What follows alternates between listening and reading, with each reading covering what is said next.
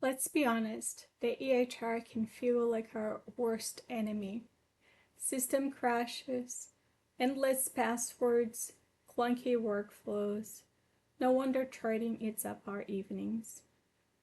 But there's the good news. You don't have to stay stuck. In today's episode, I will share 3 simple strategies to help you chart faster, master your EHR, and reclaim hours of your life. Because your EHR should be a tool, not a time thief. As a female physician, I know how hard it can be to navigate through the stresses of the healthcare system.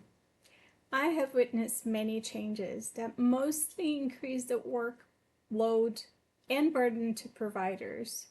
After 20 years of working as an allergist, I was facing burnout and considering walking away from a successful practice until I was introduced to life coaching through a podcast. Yes, a podcast. I learned about changing the mindset, being intentional, and working toward impossible goals. It was absolutely transformative. I found my next calling.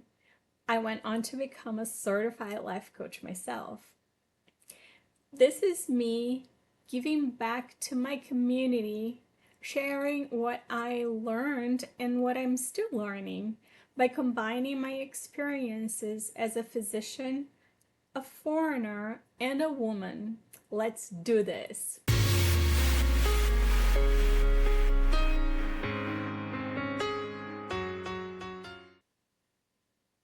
Hey Doc, today I want to address one of the topics that is painful to most of us, the dreaded electronic medical record, also known by some as the electronic health record, or EHR. Regardless of what you call it, for most of us, the interaction is less than ideal. System crashes paralyzing clinics, poor response times test our patience, and multiple passwords create redundancy and a lot of frustration. It's no wonder so many of us dread documentation days. But here's the thing, EHRs aren't going away, unfortunately.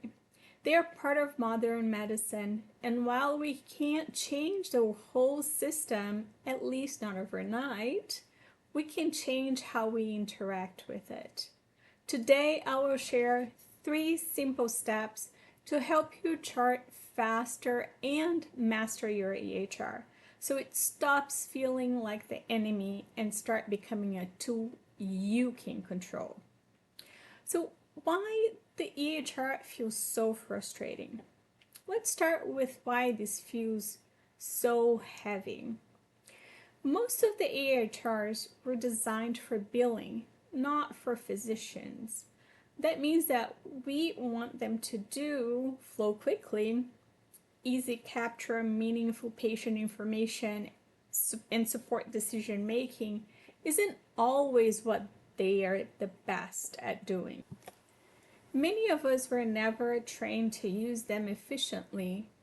We learn as we went, picking up a lot of bad habits and clunky workflows along the way. And let's be honest, after seeing patients all day, the last thing we want to do is wrestle with check boxes and drop down menus at 7 p.m., right? Sound familiar? If you ever thought there has to be a better way to do this, you're in the right place. So the first step at getting better at the EHR is to build and use templates like a pro. That's the first secret, is customizing your template and using smart phrases. We discussed this a little bit yesterday. Most EHR systems have some version of the dot phrases or the smart text that can pull in chunks of documentations with just a couple of keystrokes. But too often, physicians use the preloaded generic templates. If they use templates at all, get to know your EMR well and customize it to your use to your best of your ability. Here's what I suggest. Identify your top 5 most common visit types. Think diabetes follow-ups, hypertension checks, well visits, medication refills, acute respiratory infections. Create or edit templates for each of those visit types once so they reflect your voice and your usual workflow. Include common exam findings and counseling statements so that instead of typing from scratch, you just edit for exceptions so that you can customize for each patient. You can even add smart links to pull in labs, vitals, or medication list automatically. That's minutes saved for every single patient. And over the course of a day, that's hours. Okay, step number 2, master your shortcuts. Every EHR has its quirks, but almost all of them allow for keyboard shortcuts and quick navigation tricks. Here are a few examples that can speed things up significantly. The keyboard shortcuts for common actions like signing notes, jumping between chart sections, or ordering labs. If you don't know them, ask your IT trainer or check with your EHR's help library. There's usually a cheat sheet, and they can provide that to you. Create favorite lists for medications, labs, and imaging studies that you order frequently instead of scrolling through endless lists. You just click your favorite tabs and select what you need in seconds. It makes it so much easier. You can also make custom toolbars or quick buttons for tasks you do every day, like printing, work notes, updating immunizations, or even writing referrals.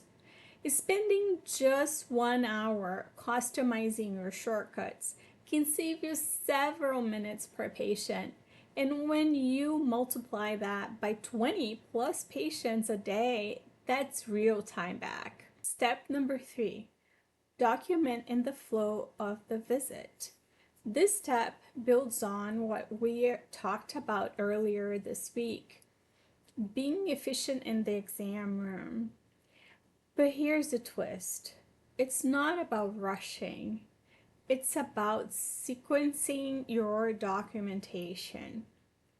Instead of doing all your charting after the patient leaves, try this workflow. Start with the chief complaint and history while you're engaging with the patient.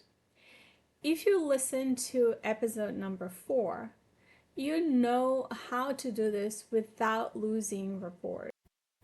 Complete routine section as you go, like vitals, allergies, and medication reconciliation. Often, this should already be done by your MA or your nurse. Finish your assessment and plan before you leave the room. The result, when you step out, that note is about 80 to 90% complete. Later, you might spend a minute reviewing or finalizing, but you won't face a mountain of blank charts at the end of the day. Now, I have a bonus mindset shift. Your EHR is a tool, not the enemy. I know it sounds cheesy, but our mindset about EHRs matters. If you treat it like a beast we have to fight every day, it feels heavier. But if you treat it like a tool to make patient care safer, clearer, and more organized, it shifts the energy. It doesn't mean you have to love your EHR. but it does mean choosing to approach it with curiosity and creativity instead of dread. So, to recap today's 3 steps. Number 1, build and use templates for your most common visit types. Number 2, master shortcuts, both keyboards and favorites, to speed up navigation. Number 3, documenting the flow of the visit, so notes are nearly done before the patient even leaves the room. This might sound simple, but small changes like these compound quickly. Over weeks and months, they can literally give you back hours of your life and dramatically cut down on after hours charting. Thanks for hanging out with me today. Tomorrow, we're switching gears and talking about how to let go of perfectionist. Ooh, yes, you heard it right. Do you think that is ever possible, my friend? Quick heads up. If you're serious about saving time, think about 10 hours a week. Don't leave without downloading the guide that walks you through how to make it happen. Grab it now at anamacdowell.com/guide, or you can get it in the link below. Are you enjoying the podcast? Please take a moment to rate it 5 stars on Apple Podcast or your favorite platform, or hit the like button on YouTube. Your support really helps this message reach more amazing women like you. Take care of yourself because you are worth it. I'll see you tomorrow.